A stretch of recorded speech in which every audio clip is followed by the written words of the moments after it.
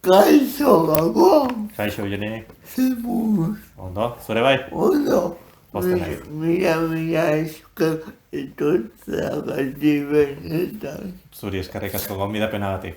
Horako gogobikoa zaiteu, bakatu kazetaria, idazlea, Bueno, zergatik kazetaritza. bueno, txikitatik gustatu izan zait irakurtzea. Eta garbi xamar neukan txikitatik ez dakit, baina gaztetatik behintzat idaztearekin zerikusi izango zuen zerbait edo nahi nuela ikasi, ez? Eta, bueno, garai hartan kazetaritza iruditzen zitzaidan lanbiderik politena edo gokiena edo eta horarsiatik ikasi nuen kazetaritza. Beti eduki duzu idazteko zaletasun hori. Bai, beti, bai, gazte xamarretatik, goratzen naiz, ez dakitzen bat urte izan dituen, 13-14 urte edo behar bada gutxiago, baina eguneroko txo bat idazten duela, eguneroko gora beren berri. Aitak ere bazuen, badu, gaur egun ja ez du idazten eguneroko, baina eguneroko gora beren berri idazteko zera hori, zaletasun hori, eta nire horrela hasi nintzen, gero olerkitxu batzuk eta idazten, nire baitarako, osea ezin hori izatzeko.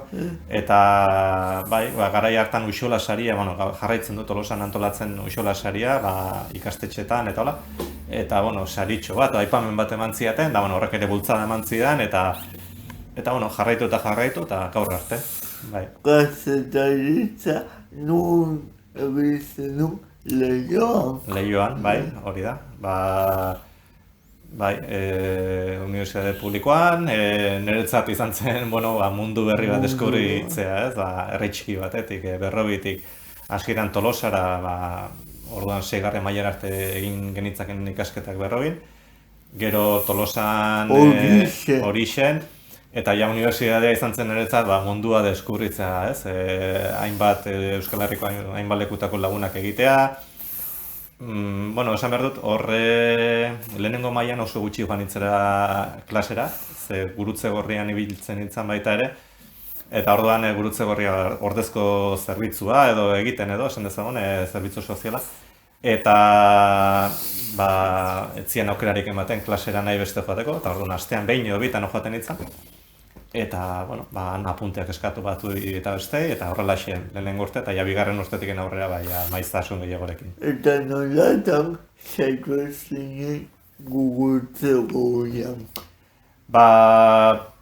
Lagunak nituen gurutze gorrian, eta, artean handikin ere soldaduzka edo esaten zena egin beharra zegoen, derrigorrezkoa zen, nik ez naukan militarren artean ibiltzeko bat ere gogori, eta aldiz, gurutze gorriko zerbitzu hori gustatzen zitzaidan, ez? Pixkat laguntzeko zera hori edo, eta horregatik, azkenean batetik gustatzen zitzala eta bestetik saiesten duela soldaduzka, horregatik egin nuen.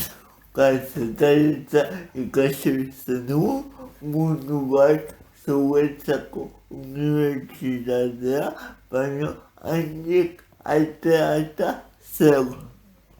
Handik aterata, 3.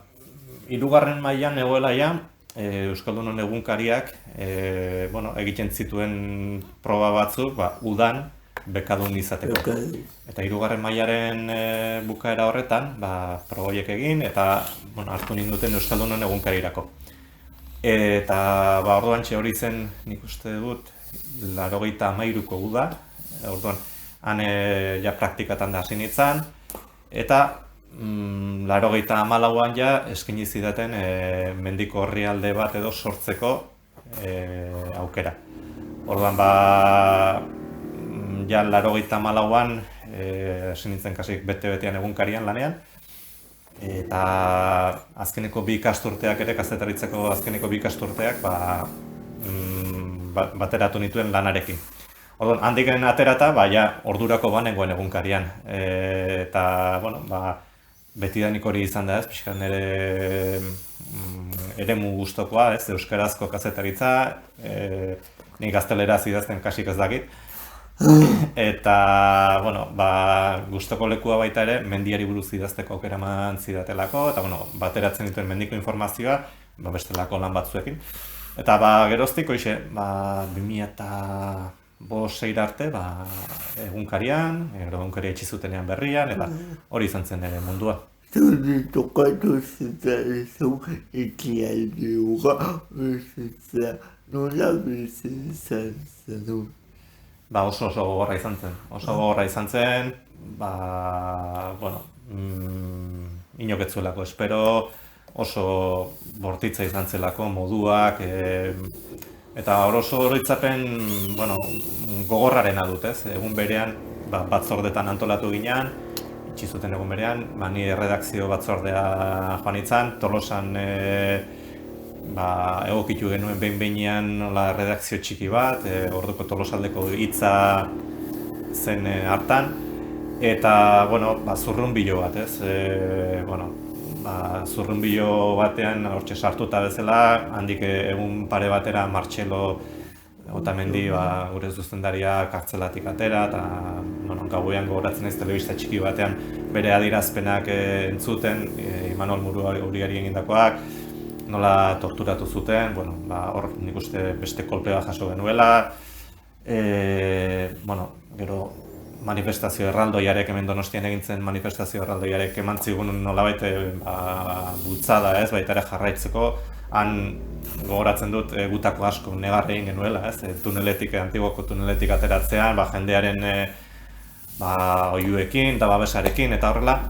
Eta, oso gogorraren oroitzapena dut, ez, baina pixkanaka hilabeteak aurrera joan ala, gero Hernanira joan ginen, eta berriaren proiektu hori martxan jarri, eta berriro ere herriaren bultzada horri esker, sortu genuen gaur egun berria dena, ez, euskarazko egunkariaren jarraipen hori edo, eta berriro ere altxa ginean, ez, eta hor jarraitzen dugu oraindik ere berriak. Hor jarraitzen duzu, eta eskerak aurrera egin zenutela. Lago, galdera bat, zer eta mendia zuretzat?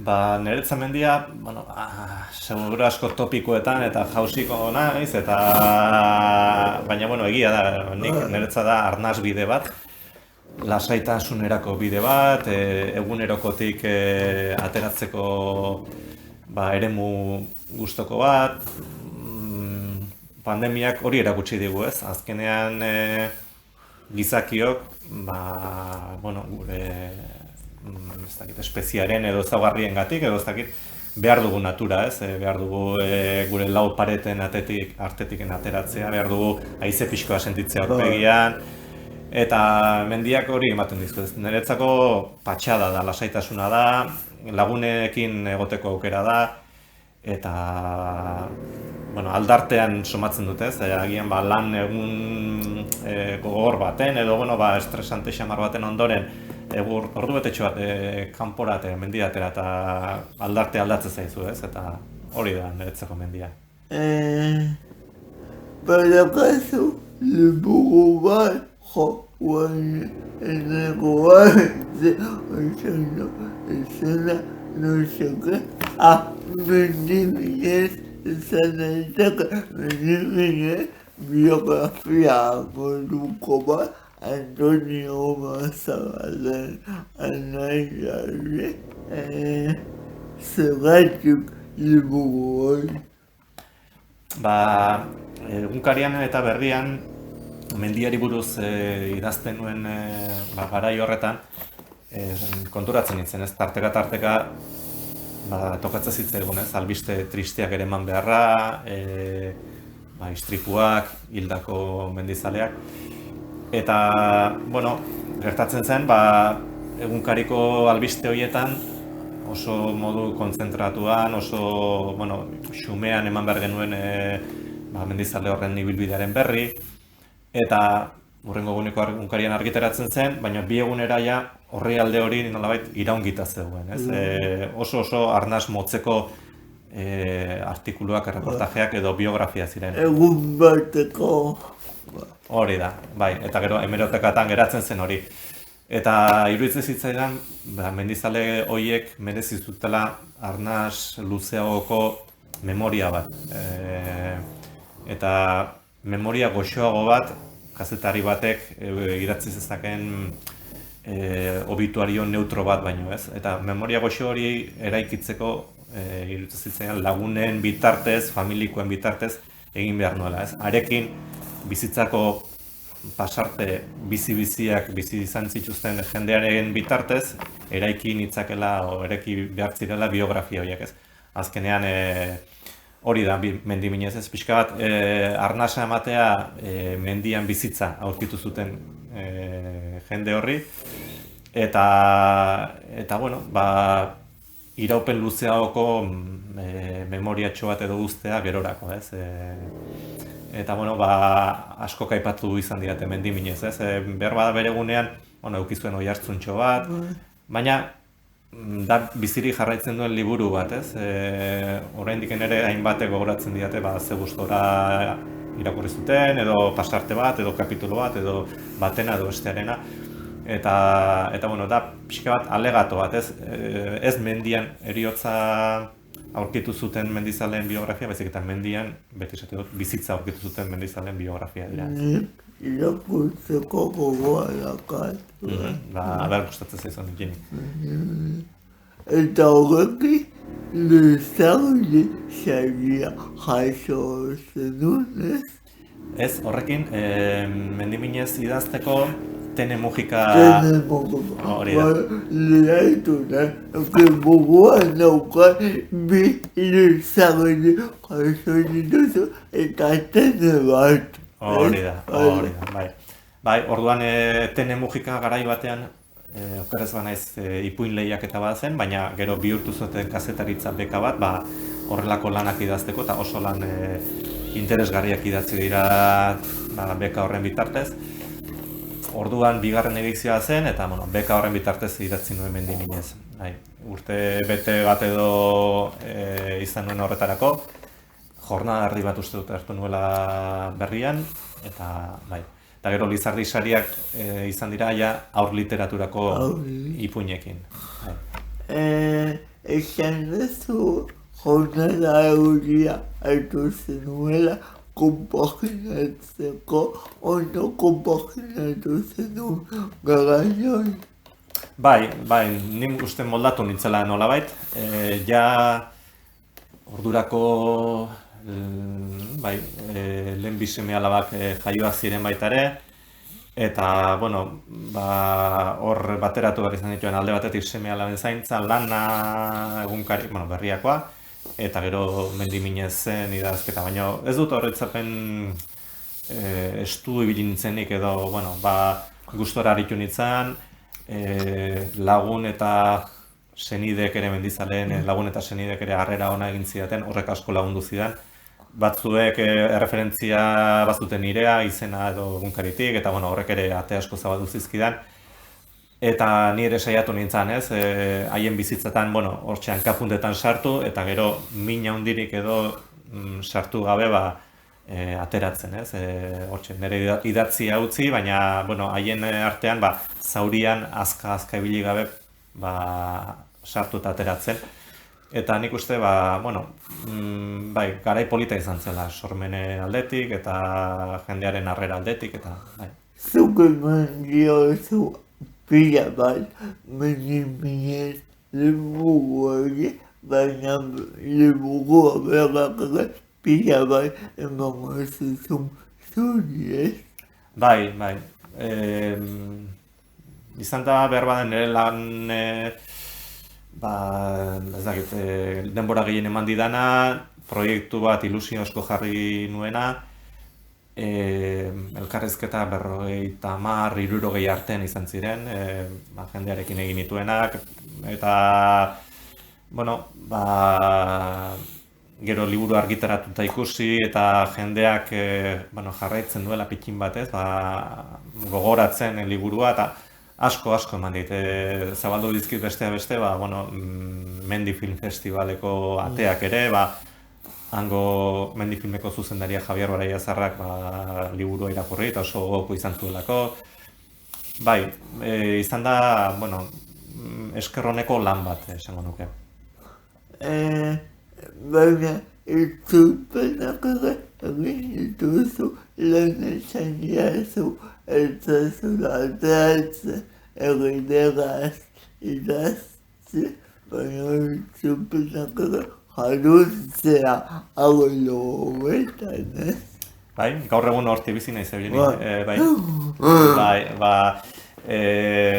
Seme-alabak lehenbiak 2004 eta 2005 jaio ziren, 2008an hirugarrena. Eta, bueno, etxeko antolaketa aldetik, emazteak bere etxeko enpresa txiki bat, denda txiki bat dauka. Berak lana uztea komplikatuagoa zen, nik lana uztea baino, seme-alabak zaintzeko. Eta orduan nik utzi nuen berria, nik utzi nuen kazetaritza, eta hasi nintzen poliki-poliki etxean lanean itzulpenak egiten.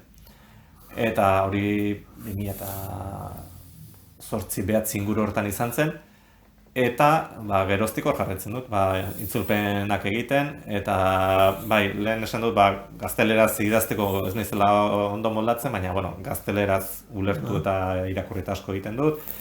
Eta orduan gazteleratik euskerara testuak ekartzeko eta hola, pixkanaka ikasten joan naiz, beti furtibo edo intruso xamarra sentitzen naiz itzulpen gintzaren mundu honetan, ez dudalako itzulpen gintza ikasi, baina euskera beti izan dute lanerako tresna, lanabesa, eta ikasten joan naiz, eta ja 15-16 bat urte daramazkit itzulpen gintzen. Geroga itzulitzea kazetaritzara edo ez? Oso gutxi. Noizik eta behin egin izan ditut mendiko reportaje batzuk sua argitaletxerako,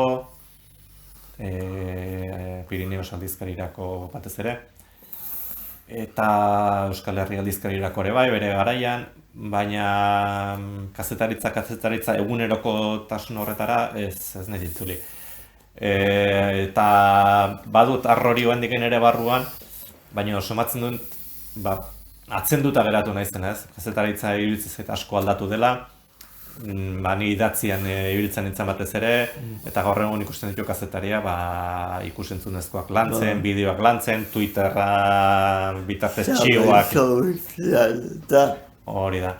Eta sare sozialak ere asko erabiltzen dituzte, askoz berehalakoagoa da gaur egun kazetaritzan nire pertzepziotik ez da. Orduan, orain kazetaritzara itzuli nahiko ikasi beharko nuke berriro zerotik iaia, ez? Eta orduan, pikin bat pereza ez, baina ematen dit ez horrelako zera bat, eta ez nahiz itzulia.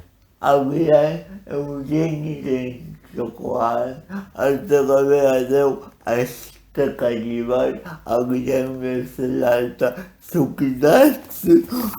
Agian. Itzulpegintza gogorra da, ez? Gogorra, ez dakit hitza gogorra da eremu bat, asko aldatzen ari dena baita ere, ni autonomoa naiz eta alde horretatik hitz asko itzuli behar ditugu, soldata duin bat edo ateratzeko, ez nuke esango gogorra denik, ez? Da lanbide bat polita, denetariko testuak tokatzen zaizkigu itzultzea, batzuk administrazioko testu zurrunak eta politak ez direnak, beste batzutan liburu politaskoak ere bai, itzultzea egokitzen zaigu. Orduan, batzuekin gozatzen du gehiago eta beste batzuekin, soldata hori ateratzeko hitzak gehitzen ditugu, ez? Aldatzen ari da, esaten nuen, gaur egun itzultzaileen neuronalak eta gero eta hobea dira. Orduan, pikin bat makinak ari dira ordezkatzen gure lana, ez? Eta neurri batean, orain itzultzaile askoren lana gehiago da makinek itzulitakoa berrikustea, zuzentzea eta ez itzultzea. Ez dakigu, hemendiken urte batzutara zer gertatuko da, agian auskalo gure lanbidea desagertuko da, makinek egin gutelako, ez dakigu. Baina, gaur-gaurko zor jarraitzen dugu eta gustora. Zer musika entzuten duzu? Denetarik, baina konturatzen naiz, geratu naizela pikin bat atzeratuta horretan ere, ez? Kazetaritzarekin gertatu zaidan bezala, geratu naiz 90ko 2000 garren hamarkadako musika horrekin, ez? Entzuten du batez rocka, garai batean ikasteko ere, musikarekin ikasten nuen, ikasketetan aritzen eta orduan nuen, baina gaur egun lanean ari naizenean saiatzen naiz tarteka musika jartzen, eta ezin dut, gaur egun ere ezin dut, eta hor bada besti bat ez, The Sound of Silence, eta konturatzen naiz, isiltasunaren musika maite duela geota gehiago, ez? Isiltasuna, lasaitasuna, etxean nagoenean ere bakarrik nago askotan, umeak ikastolan, eskolan daudelako, eta orduan, gero eta gehiago, bakarti xamarra bihurtu naizela etxean lan egitearen eraginez, eta orduan, musika berare ez dut asko entzuten, baina garai batean bai entzuten nuen denetari, ez dakit Mano Negarra, ACDC, Metallica, euskal musikare bai, denetarik, baina gaur egun onartu behar dut, ez dutela hainbeste entzuten. Oamok gizakia ezea eta eskolak. Zentzuk izan gaitezuke zure kezkak esan gaitez. Loa kendu diezazuekin mamu horiek.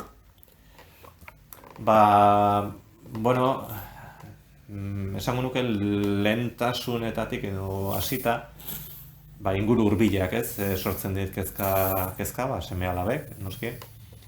Oantxe daude beraiek ere bidegurutze zail xamar batean ez, ikasketak batxilergoko bigarren mailan eta lehen mailan daude bizarrenak. Orduan, beraien etorkizuna erabaki behar horretan, ber ze bide hartzen duten, da, pikin bat gazten horrengo joera, pantailetara, horrek ere sare sozialetara, horrek bai sortzen dit kezka ez, pixka bat mendekotasun pixka bat somatzen dudalako etxekoen gandik hasita eta orokorrean ez, oso pantailen mende ikusten ditut. Eta gero gehiegizko individualismoak ere sortzen dit kezka, ez?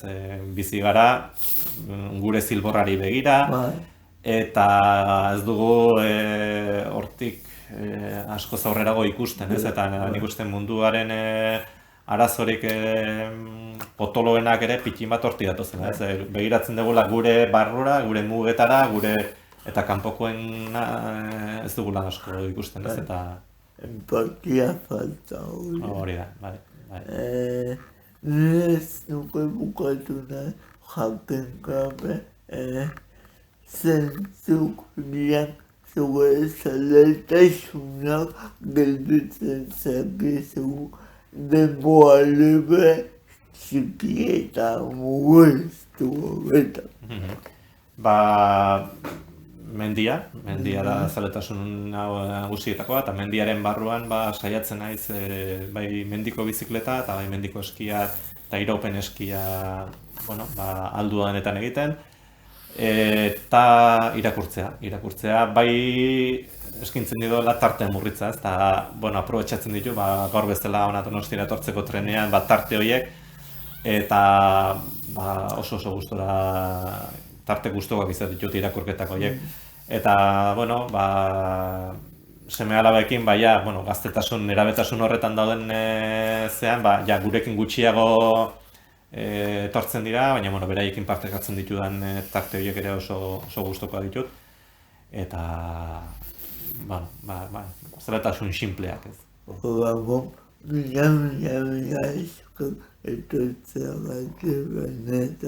Zure Eugeni, konbidapenagatik. Bilateko diago gure ikusilei.